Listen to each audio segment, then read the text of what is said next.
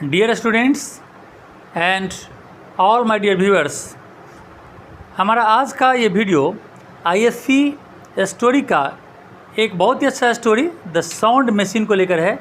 वैसे तो sound machine पर मैंने कई पार्ट्स में इसका इंग्लिश वर्जन बनाया है और इसके लाइन टू लाइन को हमने एक्सप्लेन किया है, जो हमारे यानी यूट्यूब में जाकर के तुम उसे खोज सकते हो और उसे मिलेगा, लाइन टू लाइन एक्सप्लेनेशन उसमें है। लेकिन ये चैप्टर चूँकि काफ़ी बड़ा है, सो कई स्टूडेंट्स के रिक्वेस्ट पर मैंने इसे समरी के तौर पर और वो भी हिंदी लैंग्वेज में इसका समरी मैं यहाँ पर समझाने जा रहा हूँ। ये एक डिटेल्ड समरी है और इसको अच्छी तरह समझ लेने से क्वेश्चन आंसर लिखने में स्टूडेंट को काफ़ी यानी सुविधा होगी और उसके लिए काफ़ी मटेरियल्स अवेलेबल होगा। सो देखते हैं इसमें क्या है। एक्चुअली साउंड मशीन एक ऐसा मशीन है या एक ऐसा साइंटिफिक इन्वेंशन है जो आमतौर पर अभी तक तो पॉसिबल नहीं हुआ। साउंड मशीन के राइटर का नाम है रॉल्ड डहल और रॉल्ड डहल आमतौर पर एक इंग्लिश राइटर थे। वैसे तो इंग्लिश में इनका बहुत ज़्यादा प्रतिभा नहीं है क्योंकि सेकेंड वर्ल्ड वॉर में इन्होंने ये पायलट थे एयरक्राफ्ट के, फाइटर एयरक्राफ्ट के। लेकिन हाँ, इन्होंने कई नॉवेल्स और कई शॉर्ट स्टोरीज लिखी है और इसी कारण से इनका नाम इंग्लिश लिटरेचर में जाना जाता है। इस स्टोरी में उन्होंने लिखा है एक ऐसे मशीन के इन्वेंशन के बारे में जिस मशीन के द्वारा इंसान उस साउंड को सुन सकता है जो साउंड आमतौर पर ह्यूमन ईयर के द्वारा नहीं सुनाई पड़ता। इस स्टोरी का जो मेन प्रोटैगोनिस्ट है, जो इसका मेन हीरो है, उसका नाम है मिस्टर क्लॉसनर। मिस्टर क्लॉसनर एक तरह से यानी फिजिसिस्ट है। मिस्टर क्लॉसनर कौन है? एक फिजिसिस्ट है, मतलब फिजिक्स का विद्वान है। लेकिन फिजिक्स में भी कई सब्जेक्ट्स होते हैं, इनका स्पेशल अट्रैक्शन, स्पेशल इंटरेस्ट जो इनका है वो है साउंड को लेकर। तो साउंड में ये काफ़ी इंटरेस्टेड हैं और ये जानना चाहते हैं कि इस दुनिया में जितने भी अनहर्ड साउंड हैं, मतलब जितनी भी वो आवाज़ें जो इंसान नहीं सुन पाता है, इंसान के कान या इंसान के आँख, इन सब की एक लिमिटेड कैपेसिटी है। जैसे हम इंसान के आँख की बात करें तो इंसान के आँख में तो कोई पावर है नहीं। अगर मैं ये कहूँ कि इंसान के आँख में कोई पावर नहीं है तो ये सही है, क्योंकि इंसान की आँख अंधेरे में तो काम करती नहीं, तो फिर पावर क्या हुआ? इंसान की आँख तभी काम करती है जब उसके ऊपर लाइट पड़ता है, रिफ्लेक्ट होता है, और रिफ्लेक्शन के बाद हमें वो चीज़ दिखाई देता है जिस पर इसका रिफ्लेक्टेड जो पार्ट है वो जाता है। तो इन आँख में कुछ ऐसा अपना जो क्वालिटी है वो नहीं है। इस तरह से चांद है तो चांद इसलिए चमकता है कि सूरज की रोशनी इस पर पड़ती है, तो आँख से इसलिए दिखाई पड़ती है क्योंकि इस पर लाइट पड़ता है। ठीक उसी तरीके से कान में भी उतनी हर आवाज़ सुनाई नहीं पड़ती। किसी की कान बहुत तेज़ होती है, किसी की कान कम तेज़ होती है। इंसान की कान के अलावा अगर और कानों की बात करें तो उनकी कान हो सकता है इंसान से अच्छी तरह से सुनी जा सके या उसकी कैपेसिटी ज़्यादा हो। लेकिन फिर भी बहुत से ऐसे साउंड हैं जो इंसान को सुनाई नहीं पड़ता। यहाँ पर मिस्टर क्लॉसनर ऐसे ही साउंड को सुनने के लिए जो मशीन बनाता है उसका नाम है साउंड मशीन। तो इनका यही मानना है कि इस साउंड को सुना जा सकता है और उनकी कोशिश वही है कि उन अनहर्ड साउंड को इस मशीन के द्वारा सुना जाए जो साउंड आमतौर पर ह्यूमन ईयर के द्वारा सुनाई नहीं पड़ता। ये मशीन क्या है? ये मशीन एक तरह से बनाया गया है, जैसे काफ़ी लंबा चौड़ा इसका डिस्क्रिप्शन है, यानी ये जैसे बच्चे का कॉफिन होता है इतना साइज़ का एक वुडन बॉक्स जैसा है। इसमें बहुत सारे मशीन हैं, वायर्स हैं, मशीन में डायल्स लगा हुआ है और इस तरह से यहाँ पे बहुत सारे यानी उसमें नॉब्स हैं। इसके अलावा डिफरेंट फ्रीक्वेंसीज़ पर साउंड को सेट किया जा सकता है। इसके जो डायल्स हैं उसमें यानी फिट किए हुए हैं, जैसे कोई आदमी रेडियो के नॉब को घुमाता है वैसे ही वहाँ घुमाने वाला यानी बहुत सारे स्विचेस लगे हुए हैं। तो इस तरह से ये मशीन यहाँ पर बनाने का प्रक्रिया मिस्टर क्लॉसनर के द्वारा चलाया जाता है। इस मशीन को उन्होंने सेफ्टी के लिए एक वुडन शेड में रखा हुआ है, जो गार्डन के पीछे जो वुडन शेड है उसमें रखा हुआ है, और मशीन अपने आप से भी साउंड को रिकॉर्ड कर सकता है। ये भी कैपेसिटी इस मशीन को है।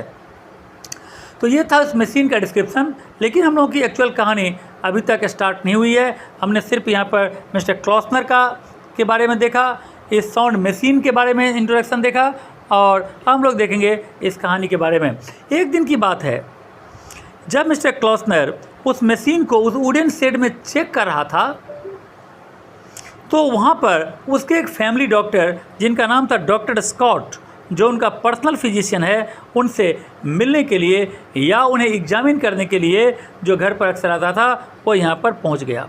क्योंकि मिस्टर क्लॉसनर को गले की बीमारी है और इस गले की बीमारी का इलाज यहाँ पर डॉक्टर स्कॉट कर रहा है, तो डॉक्टर स्कॉट यहाँ पर उसे देखने के लिए आया है।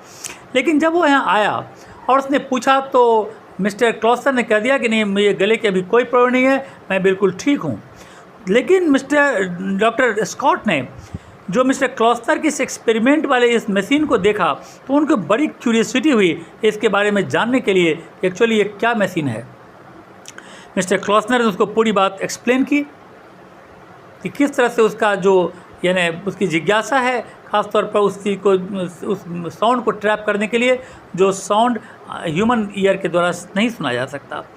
डॉक्टर स्कॉट काफ़ी उधेड़-बुन में पड़े हुए थे कि क्या ये संभव है। कुछ देर तक इंतज़ार किया, देखा, सुना वहाँ पर, लेकिन थोड़ी देर के बाद वो वहाँ से चले गए। और लेकिन विश्वास उनको नहीं हुआ एक तरह से कि ये क्लॉसनर, जो मिस्टर क्लॉसनर जो कर रहा है वो सही है, उन पर विश्वास उसको नहीं हुआ। लेकिन वो कितना देर खड़े रहते, बेचारे वहाँ से चले गए। मिस्टर क्लॉसनर मशीन को एक दिन क्या हुआ, गार्डन में ले गए और गार्डन में ले जाकर उन्होंने टेबल के ऊपर उस मशीन को रख दिया। शाम का वक्त था, हवा बिल्कुल नहीं चल रही थी। सो ही स्विच द मशीन ऑन, उसने मशीन को क्या कर दिया, ऑन कर दिया और ईयरफोन को अपने कान में लगा लिया। जैसे उसने ईयरफोन को कान में लगाया, तो कुछ समय के बाद उन्हें इंसान के चीखने की आवाज़ सुनाई पड़ी। जैसे ही उसने कान में लगाया ईयरफोन को, उसको क्या हुआ, तो इंसान के चीखने की आवाज़ सुनाई पड़ी। एकदम शार्प एंड क्लियर वॉइस थी। चारों तरफ देखा कि ये आवाज़ एक्चुअली कहाँ से आ रही है, लेकिन चारों तरफ कहीं भी कोई इंसान दिखाई नहीं दिया। लेकिन वहाँ पर सामने के बगीचे में एक लेडी दिखाई दी जिसका नाम था मिसेज सॉन्डर्स। मिसेज सॉन्डर्स उसकी पड़ोसन थी। वो एक बगीचे में, बगल के बगीचे में फूल तोड़ रही थी, तो रोज़ फ्लावर। तो वहाँ पर इस एक्शन को इसने एक बार, तो जैसे आवाज़ सुनाई पड़ी, तो ये आवाज़ किसकी थी, कोई इंसान तो है नहीं, सिर्फ मिसेज सॉन्डर्स है। मिसेज सॉन्डर्स तो रो नहीं रही है, जो रोने की आवाज़ सुनाई पड़ेगी, चीखने की आवाज़ सुनाई पड़ेगी। लेकिन मिसेज सॉन्डर्स क्या कर, रोज़ फ्लावर को तोड़ रही है। तो जैसे ही एक बार फिर से रोज़ फ्लावर को मिसेज सॉन्डर्स ने वहाँ पर प्लग की, तो वैसे ही इसी तरह का सेम रोने की आवाज़ फिर से मिस्टर क्लॉसनर को सुनाई पड़ा। इस बात से श्योर होने के लिए कि आखिर इसके चीखने या रोने की जो सोर्स है वो कुछ और नहीं, बल्कि मिसेज सॉन्डर्स के कारण, जो मिसेज सॉन्डर्स जो वो रोज़ फ्लावर को प्लग कर रही है, वहीं से आ रही है। तो इस बात को श्योर करने के लिए मिस्टर क्लॉसनर ने मिसेज सॉन्डर्स से एक बार रिक्वेस्ट किया कि एक और फूल को आप तोड़िए। मिसेज सॉन्डर्स समझ नहीं पा रही थी कि आखिर ये आदमी मिस्टर क्लॉसनर हमको फूल एक और तोड़ने के लिए क्यों कह रहा है। लेकिन अब उसके साथ बात विवाद क्यों करे। ये लेडी थी, वैसे तो जल्दी से अपने हस्बैंड के पास दौड़कर भाग जाना चाहती थी, लेकिन सोची कि यह आदमी उतना बुरा आदमी तो है नहीं, यदि कहता है तो इसका मन रखने के लिए चलो एक फूल को हम तोड़ ही लेते हैं, इसमें हमारा क्या जाएगा। वो एक फूल को और तोड़ ली। जैसे ही वो फूल को तोड़ी, फिर से तीसरे बार भी वो आवाज़ मिस्टर क्लॉसनर को ईयरफोन में सुनाई पड़ा। तब मिस्टर क्लॉसनर जो था वो सब कुछ अब वो श्योर हो गया कि ये आवाज़ सिर्फ उस फूल के तोड़ने के कारण ही मुझे सुनाई पड़ रहा है। ये आकर उस लेडीज़ को सारी बात एक्सप्लेन करता है, लेकिन इस लेडीज़ को कुछ विश्वास नहीं होता है। अंदर ही अंदर वो बिल्कुल ही विश्वास नहीं करती, लेकिन वो सोचती है कि क्या करें। और जब कह रहे तो अब अंदर मन ही मन सोच रही है कि हमारा पड़ोसी पहले से अजीब बिहेवियर तो करता ही था, लगता है अब पूरा पागल हो गया है, लेकिन अब इतना बात उससे क्यों करना। वो बेचारी जल्दी जल्दी अपने घर, इसके डर से घर भाग जाती है, चली जाती है। अपने इस एक्सपेरिमेंट को फिर से रिकन्फर्म करने के लिए एक बार फिर से मिस्टर क्लॉसनर मशीन को पार्क में ले जाता है, जो पार्क इसके घर से बिल्कुल अपोजिट है। बिल्कुल नेक्स्ट मॉर्निंग का वक्त है, ये मॉर्निंग का आवर है, और इसको ले जाकर एक ट्री जिसका नाम है पीच ट्री के नीचे एक टेबल पर अपने मशीन को रख देता है और अपने हाथ में घर से लाता है कुल्हाड़ी से इस पेड़ पर वार करता है। जैसे ही कुल्हाड़ी से इस पेड़ पर वार करता है तो उस कुल्हाड़ी जो है वो बहुत यानी अंदर तक उस पेड़ में यानी घुस जाता है और काफ़ी डीप कटिंग हो जाती है। इमीडिएटली जैसे ही डीप कटिंग होती है, मिस्टर क्लॉसनर को वहाँ पर जो उसने ईयरफोन अपने कान में घुसा रखा है, उस ईयरफोन से उसे आवाज़ सुनाई पड़ती है, फिर से एकदम लो पिच्ड ग्रॉलिंग आवाज़ यानी चीखने और रोने की आवाज़ सुनाई पड़ती है। ऐसी ही आवाज़ जैसा कि रोज़ के काटने के वक्त से सुनाई पड़ी थी, और इस तरह से थोड़ी देर के बाद वो आवाज़ बंद हो जाती है। मिस्टर क्लॉसनर सोचता है कि शायद उसे उस pain of injury, beech tree को जो वहाँ पर कुल्हाड़ी लगी उससे जो पेन हुआ, उस पेन के कारण ही ये आवाज़ सुनाई पड़ी है। अब क्या करता है, लेकिन वो तो समझ गया, लेकिन ये बात मानेगा कौन कि एक पेड़ रोता है, जब कुल्हाड़ी से काटते हैं उसको तो पेड़ रोता है, या फूल जब तोड़ते हैं तो फूल रोता है, ये कौन मानेगा। इसलिए उसको विटनेस का दरकार था कि आखिर पेड़ को भी दर्द होता है, तो या ट्री के साउंड को सुनने वाला एक विटनेस तो चाहिए। और उसको ये भी था कि पेड़ के प्रति उसको कितनी सिंपैथी है, इसीलिए उसके घाव को भरने के लिए एक डॉक्टर की भी ज़रूरत पड़ सकती है जो उसने पेड़ को इंजोर्ड कर दिया था। तो इसीलिए ह्यूमन डॉक्टर अगर हो जाए, इंसानी डॉक्टर हो जाए, तो क्या करे, इसका इलाज भी कर दे पेड़ का जो उसने काट दिया है, और साथ में वहाँ पर उसका गवाह भी बन जाए। और इसके लिए डॉक्टर स्कॉट से अच्छा कौन हो सकता है, तो उसने डॉक्टर स्कॉट को वहाँ पर विटनेस के तौर पर वहाँ पर बुलाया, और जब उसको सारी बात समझाया तो डॉक्टर स्कॉट ने वैसे तो पहले उसके बात को मानने से इनकार कर दिया, लेकिन बाद में उसने उसको यानी मिस्टर क्लॉसनर ने उसको काफ़ी थ्रेट किया, एक तरह से ऑर्डर दिया कि तुम्हें ये काम करना ही पड़ेगा। तो डॉक्टर बेचारा जो था वो यानी ना नहीं कर सका और ये काम करने के लिए तैयार हो गया। एक्चुअली उसको थोड़ा सा भी ये इस बात का ज्ञान नहीं था आखिर हो क्या रहा है, एक्चुअली क्या हो रहा था वो बिल्कुल नहीं समझ पा रहा है। सिर्फ वो इतना देख रहा है कि इस मिस्टर क्लॉसनर जो कहता है वो करता जा रहा है। तो फिर मिस्टर क्लॉसनर क्या करता है, उसके कान में भी ईयरफोन घुसा देता है और फिर कुल्हाड़ी लाता है और कुल्हाड़ी लेकर के वो बहुत ज़ोर से उस पेड़ के ऊपर फिर से वार करता है। पेड़ जो था वो यानी अचानक एक आवाज़ होती है और उसके बड़ा सा हिस्सा जो है पेड़ का यानी बड़ा सा ब्रांच टूट कर नीचे गिरता है, और नीचे कहाँ पर गिरता है, वहीं पर जो मशीन रखा हुआ था उस पेड़ के नीचे में, उस मशीन पर ही वो पेड़ का डाल गिर जाता है, मशीन चकनाचूर हो जाता है, मशीन टूट जाता है। मशीन के टूट जाने के बाद जब मिस्टर क्लॉसनर यानी यहाँ पर यानी रिक्वेस्ट करता है डॉक्टर स्कॉट से और कहता है कि आखिर उसने क्या सुना, तो डॉक्टर स्कॉट कहता है कि मैंने कुछ भी नहीं सुना, मुझे चीखने की कोई आवाज़ सुनाई नहीं पड़ी, क्योंकि मैं तो अपना जान बचाने के फेरे में था। तो ऊपर से पेड़ का ब्रांच गिर रहा था, पेड़ की डाली गिर रही थी, तो वैसे में हम अपना जान बचाएंगे ना, आवाज़ सुनेंगे, तो मुझे ऐसी कोई आवाज़ सुनाई नहीं पड़ी।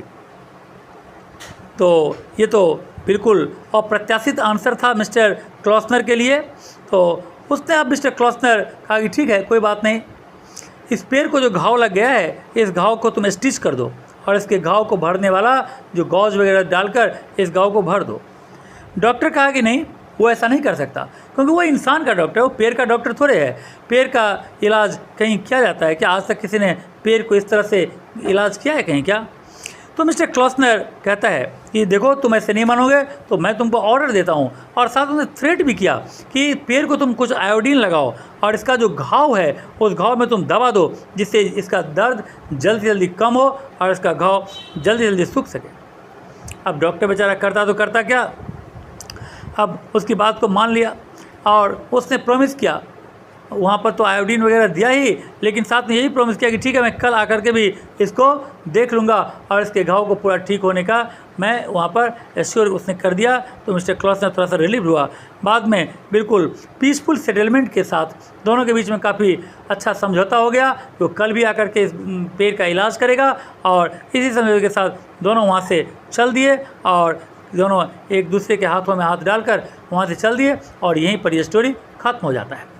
तो इस स्टोरी के द्वारा जो ऑथर है वो ये समझाना चाहता है कि पेड़ पौधे में भी जान होता है, लेकिन उस पेड़ पौधे के जान को महसूस करने वाला इंसान होना चाहिए।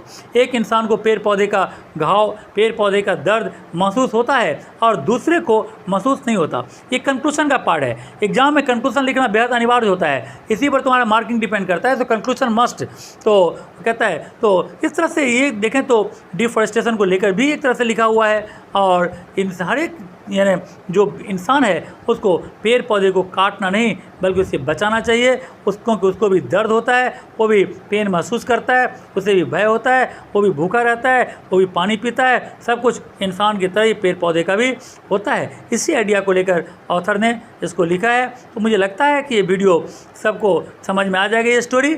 और इस तरह से अगर ये वीडियो अच्छा लगे तो इसे लाइक करना और अपने दोस्तों के बीच में ज़्यादा से ज़्यादा शेयर करने की कोशिश करना। So thank you and God bless you.